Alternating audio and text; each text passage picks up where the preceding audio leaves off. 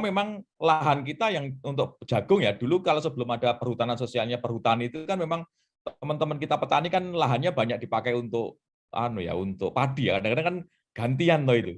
Ada yang daerah-daerah yang ketika musim hujan menjadi jagung, padi, kemudian hujan kemudian menjadi jagung. Kalau sekarang saya kira tidak ada isu lagi tentang lahan, karena lahannya perhutanan sosial perhutani sudah dibuka selebar-lebarnya.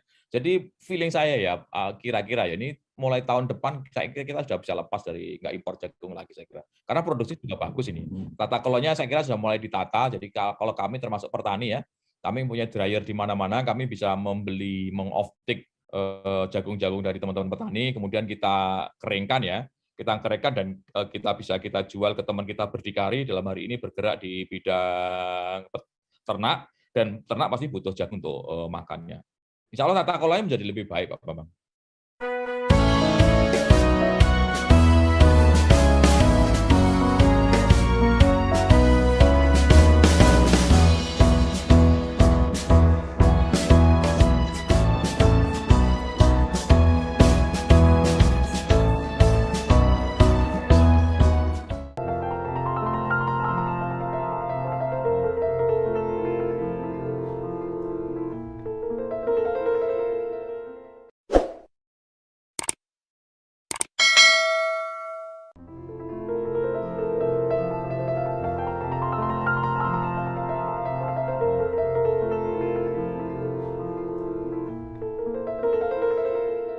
Assalamualaikum warahmatullahi wabarakatuh. Waalaikumsalam warahmatullahi wabarakatuh. Bersama saya Bambang Sadono di channel Bangsa TV yang kami selalu ingin mencatat prestasi, mendorong kreasi dan membangun motivasi. Karena itu ketika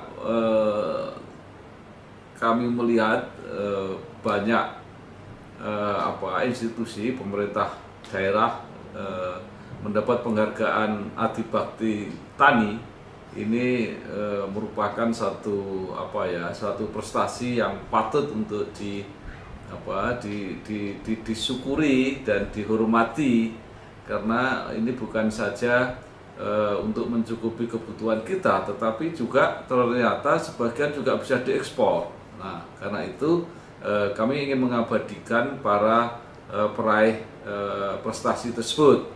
Nah, untuk menjelaskan itu saya sudah bersama dengan seorang tokoh, yaitu Bapak Insinyur Mariono MM.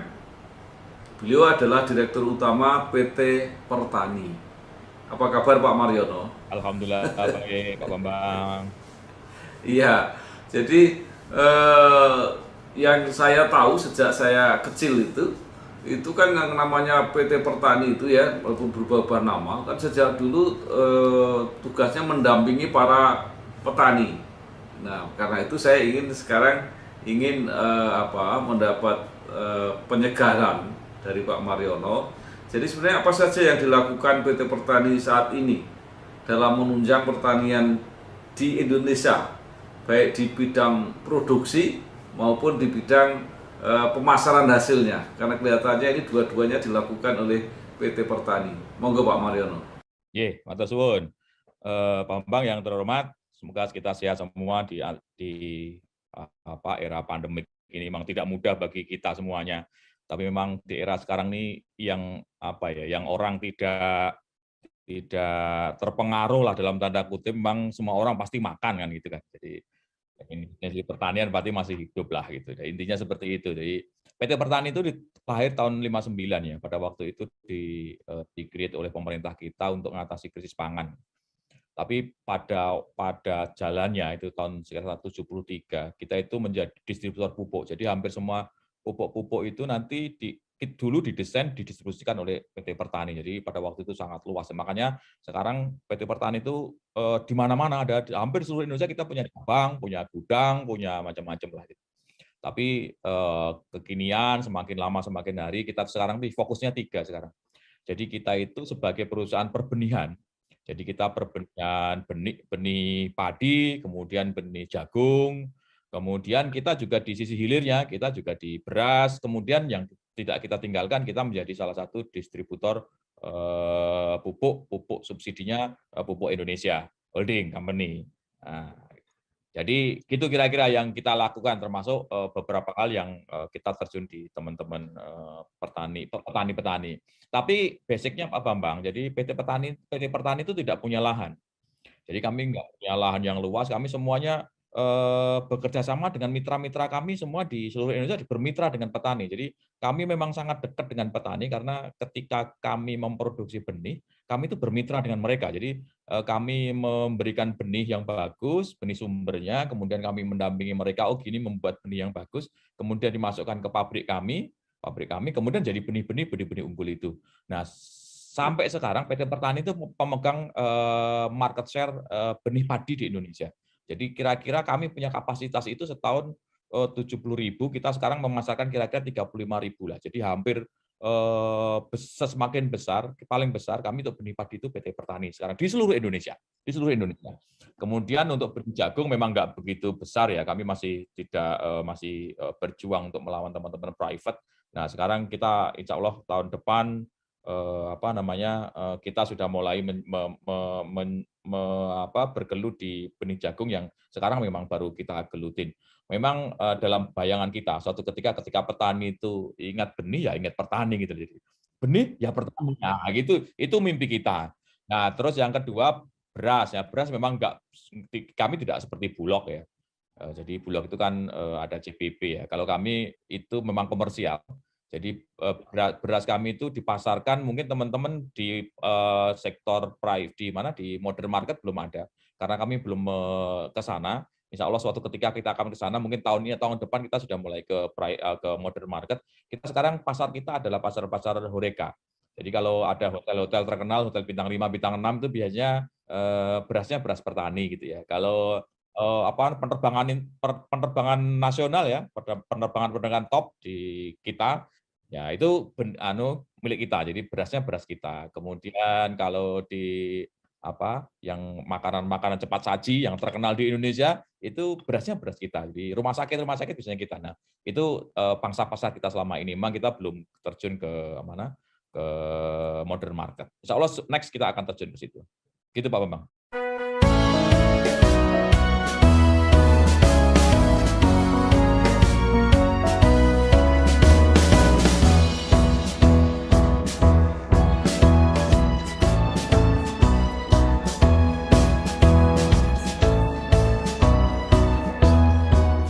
Baik, ya. Pertama saya ingin memperdalam soal benih, Pak. Yeah. Benih itu diproduksi sendiri atau mungkin PT Pertani ini kerjasama dengan institusi lain? Kita berproduksi sendiri.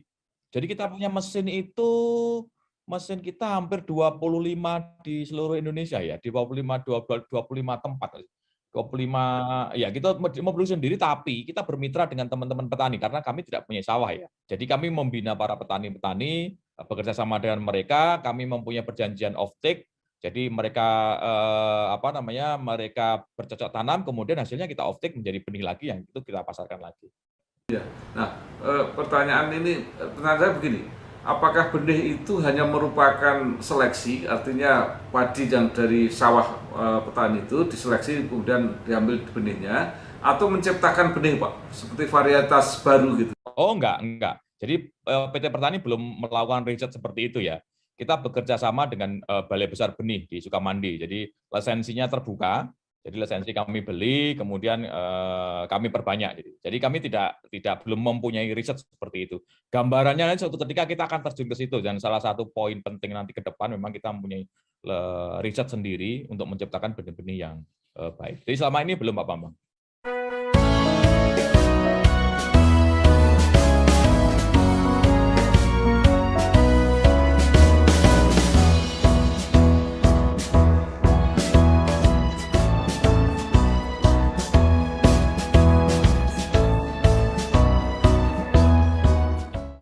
Ya, jadi selama ini lebih bersifat seleksi Pak ya, artinya yang bagus diambil untuk benih gitu Pak ya. Oh ya, jadi varietas benih itu sebetulnya kan sekarang banyak ya. Jadi petani misalnya butuh impari 32 misalnya gitu ya. Nah kami mempunyai benih sumbernya gitu ya. Itu yang kita pasarkan selama ini. Ya, jadi benih induknya lah kira-kira indukannya gitu ya Pak ya. Betul, indukannya di kita, benih sumbernya. Ya. Ya, jadi petani sudah pangsa pasarnya untuk benih padi ini sudah berapa persen, Pak? Kalau kira-kira nasional itu kan kira-kira 300.000 ya, kami 35.000 ya, hampir 10% ke atas lah. Itu market share terbesar kami ya.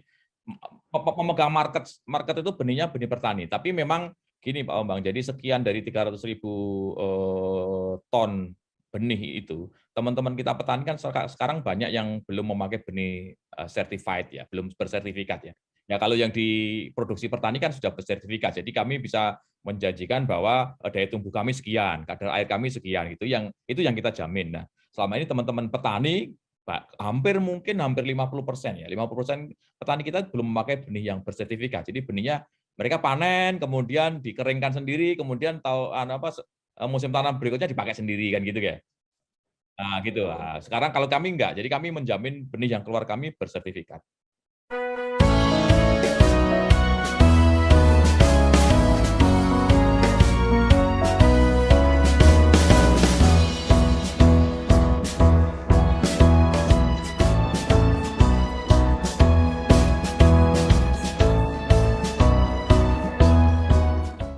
Nggih. Pak Mariono, jadi benih yang disalurkan oleh petani ini apakah dijual bebas atau dibeli pemerintah kemudian petani tinggal menyalurkan? Jadi ada dua.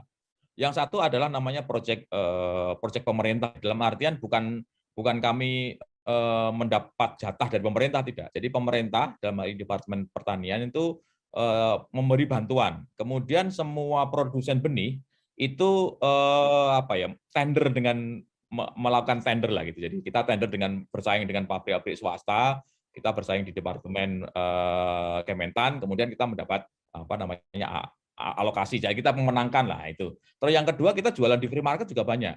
Jadi biasanya Pak Bambang itu di daerah-daerah yang memang yang sekali panen ya, misalnya kayak Dana Gunung Kidul gitu ya. Gunung Kidul itu teman-teman tidak mau menggunakan benih yang coba-coba. Karena mereka kan hujannya tertentu gitu ya. Jadi kalau gagal panen ya gagal gitu ya. Nah, itu biasanya benih petani menjadi leading di sana. Jadi digemari karena tidak mau coba-coba mereka, pasti menggunakan benih-benih petani yang kualitas unggul. Makanya di Gunung Kidul market kita lumayan bagus. Bojonegoro itu cuma bagus dan harganya cukup bagus ya untuk kita ya, untuk kita. Pak Mariono, itu kan kita juga sering impor beras ya. Sebenarnya dari segi kualitas apakah kita kalah itu dari beras-beras impor itu?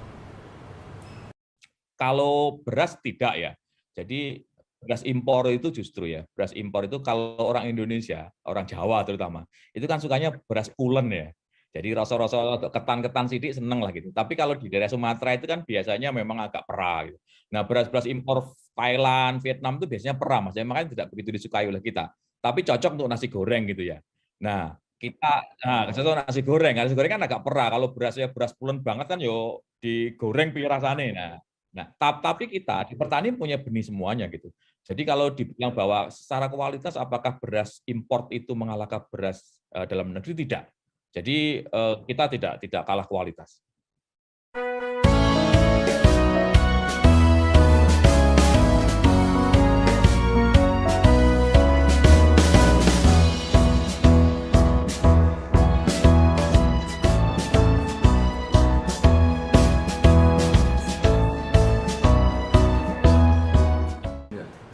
Jadi sebenarnya kita juga punya potensi untuk ekspor beras kalau begitu, Pak.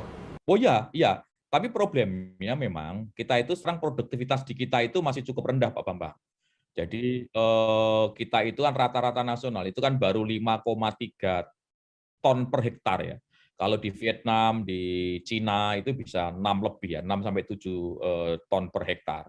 Nah, itu memang tantangan kita tersendiri ya, bagaimana kita produktivitas kita secara nasional bisa naik. Jadi kalau kita produksi itu kira-kira kan hampir 30 juta ya. Jadi konsumsi ya. Jadi kira-kira kita tuh sangat marginal ya. Kadang-kadang kita import, kadang-kadang enggak. Itu tergantung musim, tergantung macam-macam ya. Tapi sebetulnya kalau kita bisa menaikkan produktivitas kita yang 5,3 menjadi 6 saja, berarti hampir 10%, itu pasti kita tidak impor. Jadi tantangan terbesar kita adalah memang gimana produktivitas teman-teman petani itu menjadi lebih baik daripada sekarang. Dan itu PR kita semuanya. Ya. Kalau eksentifikasi apa yang sekarang dilakukan di Kalimantan itu membantu apa enggak, Pak? Memang ada dua program yang namanya intensifikasi dan ekstensifikasi. Yang pertama intensifikasi saya jelaskan. Jadi yang saya katakan tadi, sebenarnya kalau kita bisa mengintensifikasi yang sekarang 5,2 menjadi 6 ton atau 6,5 mau 7. Jadi sekarang tuh produktivitas di Indonesia itu tidak Pak Bambang, tidak merata ya. Ada yang sampai 8, dideklar ada 9 ton per hektar, tapi ada yang 4, ada yang 3, ada yang 1 gitu ya. Nah, itu kalau kita rata-rata nasional bisa 6 saja, kita tidak perlu ekstensifikasi gitu ya. Tapi problemnya memang suatu ketika kan kita tanah pertanian itu semakin lama semakin habis dengan tumbuhnya populasi penduduk. Ya memang program pemerintah salah satunya adalah kita ekstensifikasi di Kalimantan dan di banyak tempat termasuk salah satunya di Merauke. Tapi memang tanah-tanah mereka kan belum siap untuk bercocok tanam seperti di Jawa, di Sulawesi Selatan. Ya memang butuh waktu. Dan kita sudah mencoba, jadi mungkin butuh waktu 3-4 tahun menjadi tanah yang baik lah gitu. Suatu ketika insya Allah itu pasti akan berhasil. Kalau sekarang dikatakan belum berhasil, memang kita masih mencoba ya, masih mencoba. Jadi produktivitasnya belum begitu baik.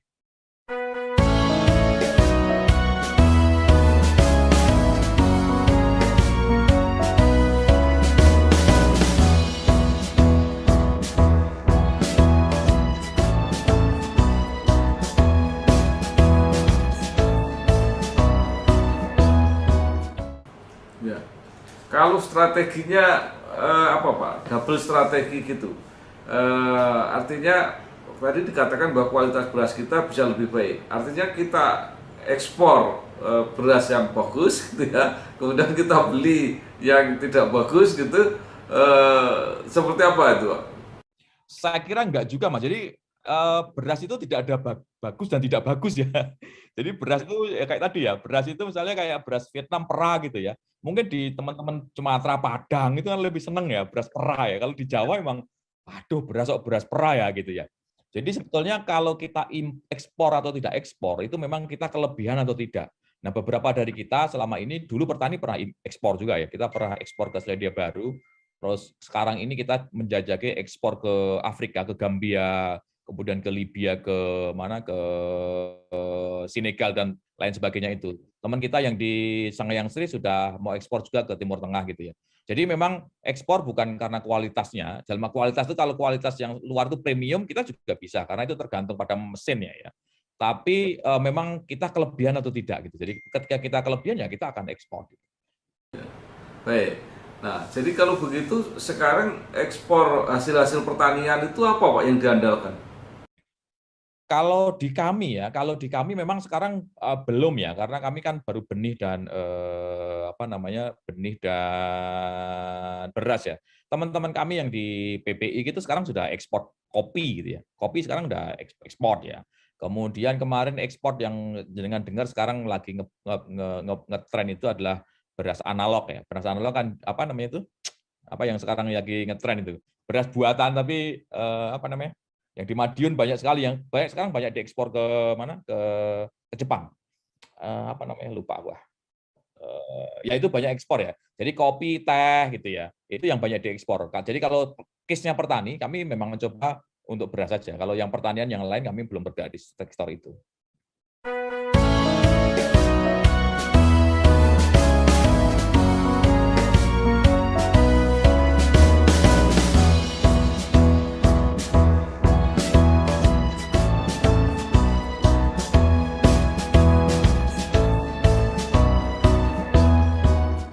Ya.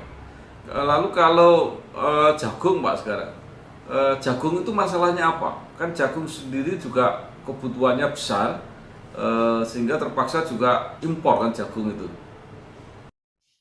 Jagung itu sekarang sudah mulai banyak, memang kan sekarang kalau kita lihat ya teman-teman perhutanan sosial dalam ini lahannya perhutani ya, sekarang sudah mulai banyak ditanami jagung dan PT Pertani juga mulai bergerak di jagung. Jadi memang salah satu mata rantai jagung itu kan menjadi pakan ternak ya, sekarang jadi isu itu ya. Jadi sebetulnya kita tidak harus impor jagung karena banyak lahan-lahan kita yang bisa kita tanamin. Nah sekarang termasuk kita BUMN, besok saya juga rapat ini gimana kita bisa mengoftik jagung ini menjadi lebih baik sehingga teman-teman kita petani itu apa ya, ketika musim musim panen jagung tidak ngeluh harganya jatuh, seperti itulah sebetulnya. Jadi kalau dari anunya harusnya kita tidak harus impor jagung, kita pasti bisa kok jagung itu. Kecuali kedelai ya. Kalau kedelai memang agak susah. Ya. Ya, jadi sekarang kita jagung dulu Pak ya. Jadi jagung itu kan nanamnya juga tidak terlalu susah sebenarnya, juga airnya tidak terlalu banyak. Nah, jadi persoalannya apa Pak? Apa harga yang membuat petani tidak begitu semangat untuk menanam itu? Iya, kayaknya memang di tata kelola ya, memang nggak begitu semangatnya jagung. Tapi yang kedua memang lahan kita yang untuk jagung ya, dulu kalau sebelum ada perhutanan sosialnya perhutani itu kan memang teman-teman kita petani kan lahannya banyak dipakai untuk untuk padi ya. Kadang-kadang kan gantian loh itu. Ada yang daerah-daerah yang ketika musim hujan menjadi jagung, padi, kemudian nggak hujan kemudian menjadi jagung. Kalau sekarang saya kira tidak ada isu lagi tentang lahan karena lahannya perhutanan sosial perhutani sudah dibuka selebar-lebarnya. Jadi feeling saya ya kira-kira ya ini mulai tahun depan saya kira kita sudah bisa lepas dari nggak impor jagung lagi saya kira. Karena produksi juga bagus ini. Tata kelolanya saya kira sudah mulai ditata. Jadi kalau kami termasuk petani ya, kami punya dryer di mana-mana, kami bisa membeli meng-off-take jagung-jagung dari teman-teman petani, kemudian kita keringkan ya, kita keringkan dan kita jual ke teman kita berdikari dalam hari ini bergerak di bidang ternak dan ternak pasti butuh jagung untuk makannya. Insya Allah tata kelolanya menjadi lebih baik Pak Bambang.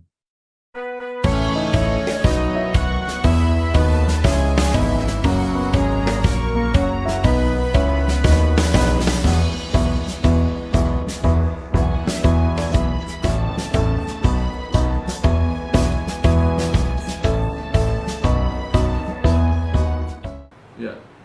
Nah, sekarang kan kalau nggak salah petani punya apa ya Pak? Pilot project itu ya yang di Jawa Timur itu untuk menanam Yang jagung. jagung. Ya, ya. Itu seperti apa itu Pak?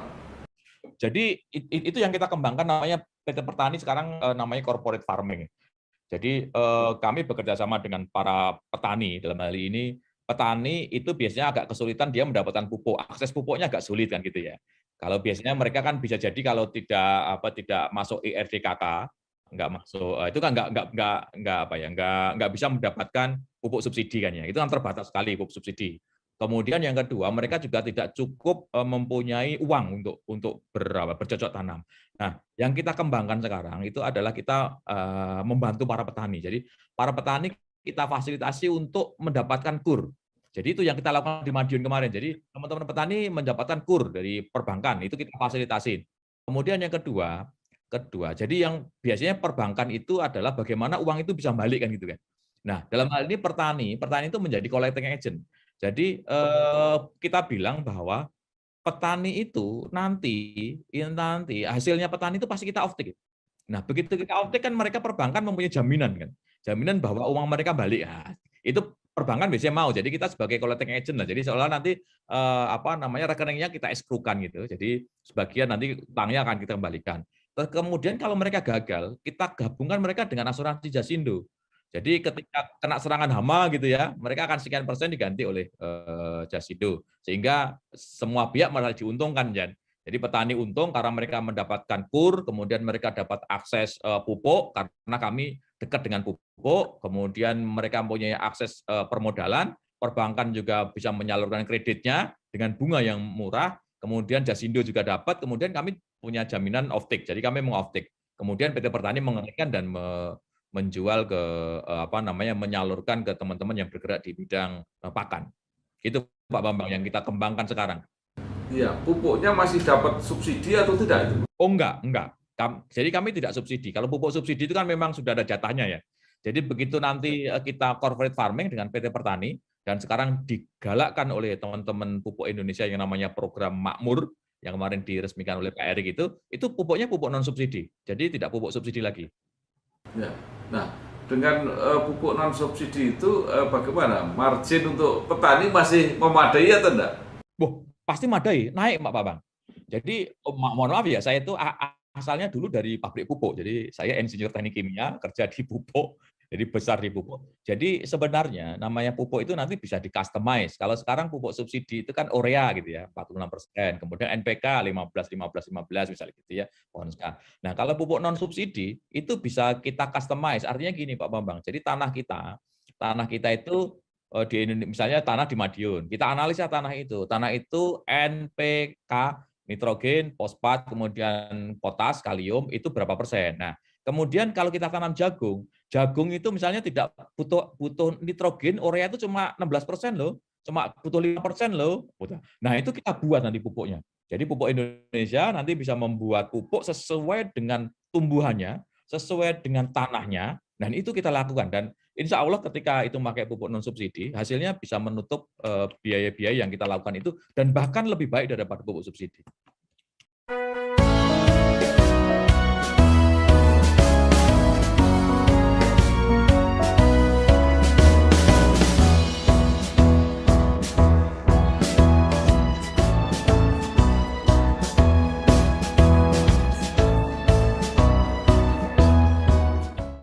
Jadi artinya harga pupuknya mungkin sama tapi hasilnya lebih lebih bagus kira-kira begitu Pak ya?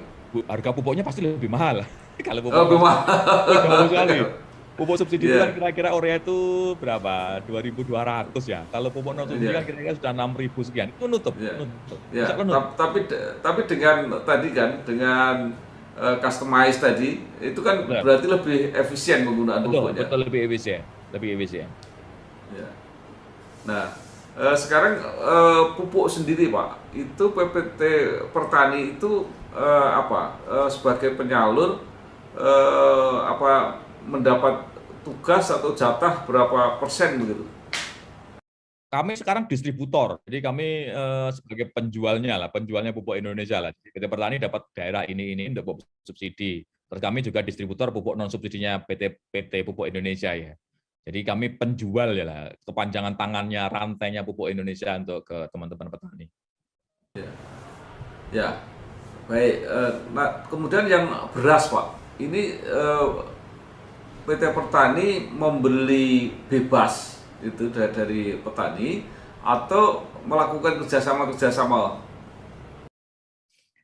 Jadi betul, jadi berbeda dengan benih ya. Kalau benih tadi kan kami pasti bermitra.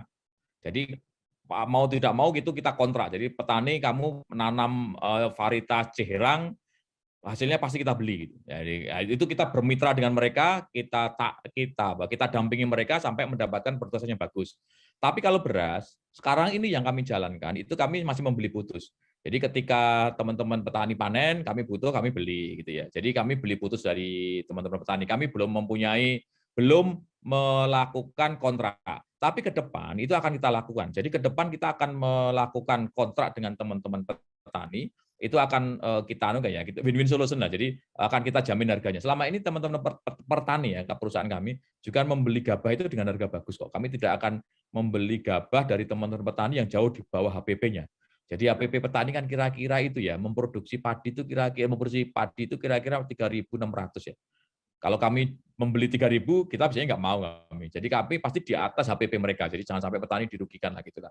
Nah, ke depan karena pasar beras kami itu sudah mulai captive ya. Misalnya kami jualan ke perusahaan A gitu, sekian ribu ton setahun gitu ya. Nah, kami sudah bisa memforecast-kan. Oh, kami kira-kira beras sekian. Nah, ke depan akan kita lakukan agar kita semua dapat kepastian. Jadi perusahaan ini untung akan mendapatkan dari tangan pertama dalam hal ini para petani. Teman petani juga kita kasih kepastian bahwa Bapak akan kita off-take itu tidak akan merugikan Bapak. Karena kami bisa memperkirakan harga jual kami kan gitu. Nah, itu akan kita lakukan. Kalau sekarang belum, Pak, itu masih berproses karena kita butuh waktu untuk menata perusahaan kita. Jadi kalau PT Pertani berkomitmen untuk membeli harga beras atau harga gabah lebih baik dari pasar rata-rata lah gitu kira-kira dari itu. Nah, apakah tidak membuat nanti semua petani pengen jual ke PT Pertani, Pak? Kami terbatas bisa juga. Makanya nanti suatu ketika kami pasti akan kontrak farming istilahnya ya. Kalau kita lakukan namanya kontrak farming. Jadi PT Pertani akan kami beli minimal harga sekian gitu ya. Ketika harga jatuh, ketika harga naik kami ikut naik. Kami berharap agar semua teman-teman produsen beras melakukan hal yang sama. Tapi yang kita produksi Pak Bambang, jadi kita kan tidak menjual beras medium ya. Kami menjual beras-beras branded ya. Jadi kami menjual beras premium dengan harga yang lebih baik daripada yang dijual di pasar becek gitu ya. Jadi kami masih punya kit untuk itulah.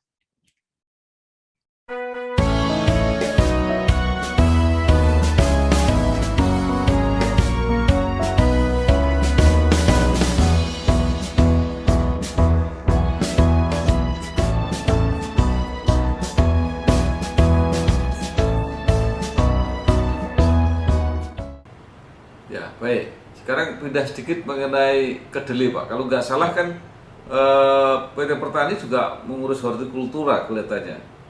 Nah itu termasuk kedelai apa enggak Pak? Ini memang agak sulit ya kedelai, karena kedelai itu kan tanamannya tanaman subtropik ya. Jadi ketika di Indonesia itu kira-kira panen kan kira-kira 1 ton per hektar, 1,5 ton per hektar ya. Jadi kalau di negara yang aslinya sana, itu kan bisa 3 ton, 4 ton gitu ya. Jadi memang secara harga ya, sebetulnya teman-teman petani kita itu agak malas dalam tanda kutip, karena harganya nggak begitu bagus. Jadi begitu nanti adalah kedelai impor, itu pasti harga kita jauh, karena kan produktivitasnya rendah Pak. Jadi itu tantangan tersendiri bagi kita, termasuk para peneliti kita, riset kita, gimana bisa menciptakan benih-benih kedelai itu agar produktivitasnya menjadi naik gitu ya. Tapi kita tetap bergerak Pak, jadi intinya kita tetap teman-teman kita petani itu bisa memproduksi kedelai lagi, kita juga menyalurkan benih-benih kedelai, tapi memang butuh keberpihakan dalam hari ini ya, keberpihakan agar harga kedelai itu bagus gitu ya. Soalnya kalau dibandingkan dengan impor pasti kalah, karena memang ya itu tadi Pak, produktivitasnya jauh sekali. Kedelai bukan tanaman yang cocok untuk kita sebenarnya. Kalau dulu kecil kita itu nggak salah kedelai itu kan ada tanaman terus ada tanaman kedelai gitu ya. Jadi bukan ansih hanya menanam kedelai gitu kan. Nah, itu gitu sih kalau kedelai. Memang agak sulit. Nah, gitu Pak, jagung ada kedelainya. Ya, gitu kan. Ya. Nah, tapi begini Pak, saya berusaha bermain logika aja ya. Jadi apakah tradisi impor itu sudah terjadi sejak dulu? Karena setahu kita kan bangsa kita ini memang bangsa tempe sejak dulu, dan bahkan baru akhir-akhir ini aja tempe bisa sampai kemana-mana. Jadi artinya kan pasokan kedelai sejak dulu itu sebenarnya cukup Pak. Aduh, saya nggak begitu memahami data Pak Bang, terus terang aja saya nggak mengerti data ini. Data apakah dulu impor banyak gitu ya? Apakah sekarang pemakan tempe itu semakin banyak gitu katakanlah? Nah itu, jadi ini dilema kedelai ini luar biasa ini. Zaman saya kecil juga di kampung saya itu banyak tanam kedelai, sekarang nggak mau tanam kedelai gitu ya. Oh, jadi mundurnya itu karena. Tapi kita harus memahami juga loh, kenapa petani-petani kita nggak mau kedelai ya. Karena memang harganya memang nggak begitu menarik bagi teman petani. Lebih gampang kita jagung sama padi gitu. Tapi kalau kita galakkan untuk tumpang sari ya seperti tadi ya, jadi jagung kemudian ada kedelainya gitu, bisa jadi juga menarik sih. Ya. Jadi saya pernah ketemu dengan para pengrajin tempe itu, mereka mengatakan kenapa suka kedelai impor dari Amerika itu, kecuali harganya murah itu katanya memang lebih lebih babar kalau bahasa Jawa itu. Kalau lebih produktif lah, lebih jadi kualitas juga lebih bagus gitu. Apa kita nggak bisa Pak itu Pak, misalnya menandingi kualitas itu? Itu memang memang tantangan bagi kita riset kita Pak Babang, menciptakan benih kedelai yang cocok untuk Indonesia ya gitu ya. Memang habitnya kan kita bukan baik lagi ya, kita bukan negara subtropik ya. Jadi, memang itu tantangan bagi kita, termasuk PT Pertani ya, ketika kalau kita harus memecahkan ini bersama. Jadi kita bersama-sama termasuk balai-balai penelitian ya, bisa menciptakan benih kedelai ini bagus untuk kita dan produknya bagus gitu ya Pak Bambang ya. Itu memang terus terang itu tantangan kita untuk kedelai ini. Ini memang agak ruwet dikit ini.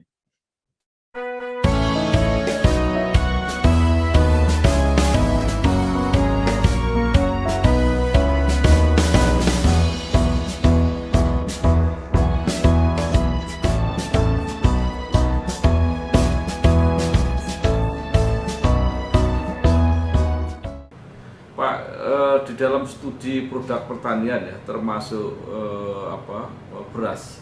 Iya. Apakah kita juga masih kalah, Pak? Dulu kan selalu kita orientasinya ke Filipina kalau nggak salah. Oh enggak, saya kira enggak. Saya kira enggak. Benih-benih enggak, benih-benih padi kita cukup bagus kok. Bagus, bagus. Produktivitas juga bagus. Dan sekarang balai-balai ini juga apa ya? Banyak sekali hasil-hasil benih mereka yang sudah kita coba dan produktivitas kita juga semakin lama semakin bagus. Jadi kalau kita bilang produktivitas Pak padi ya Pak Bambang, kan faktornya enggak hanya benih ya, itu kan hanya salah satu faktor. Faktor yang kedua adalah pupuk ya, kemudian faktor air. Saya kira sekarang pemerintah sudah menggalakkan bendungan-bendungan lagi kan ya. Jadi banyak faktor lah yang tidak hanya pupuknya, hanya benih itu hanya salah satu saja. Dan kalau bilang tadi apakah kita kalah dengan Filipina, saya kira enggak lah. Benih kita bagus-bagus kok kita. Dan hampir semuanya sekarang benih yang kita pakai karya-karya anak bangsa.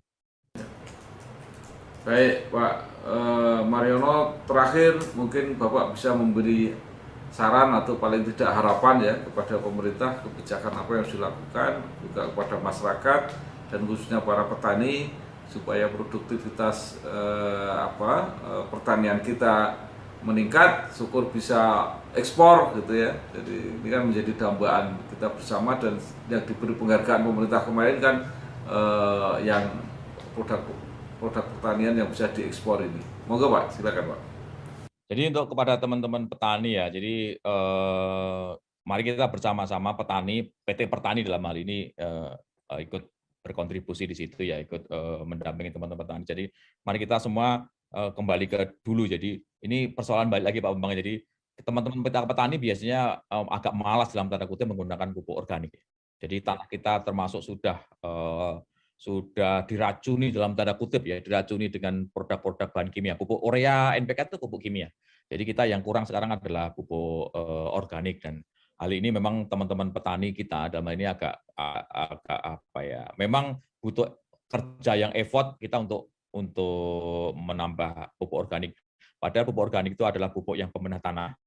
Jadi dengan adanya organik, pemakaian pupuk kimia akan berkurang dan tanah kita akan menjadi tanah subur. Dan makanya pemerintah sekarang adalah menggalakkan menggunakan benih-benih pupuk-pupuk organik. Tapi memang tidak mudah bagi petani, Pak. Jadi pupuk organik itu kan kalau istilahnya kita itu ya, kalau di kampung itu dikasih pupuk organik itu nggak langsung gebiar hijau gitu ya. Jadi butuh waktu, memang kira-kira butuh 5 siklus lah ya, 5-6 siklus ya, 6 siklus panen baru kelihatan.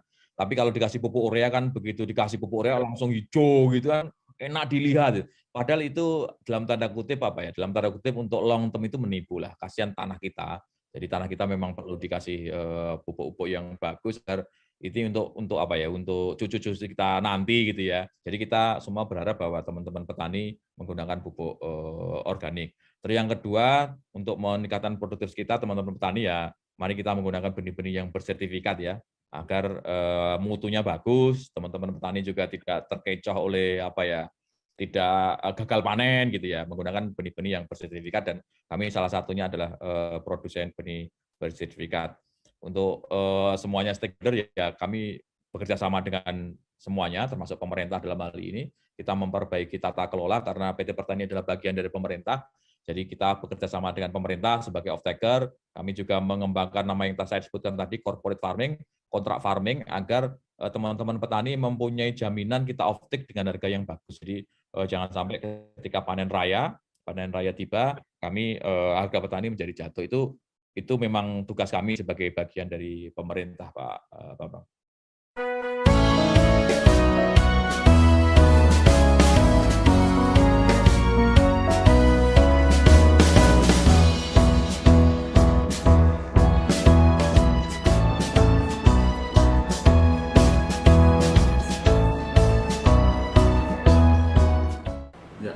Saya sedikit mumpung ingat, apakah pembuatan pupuk dari sekam yang sedang dilakukan oleh PT Pertani itu yang dimaksud pupuk organik, Pak?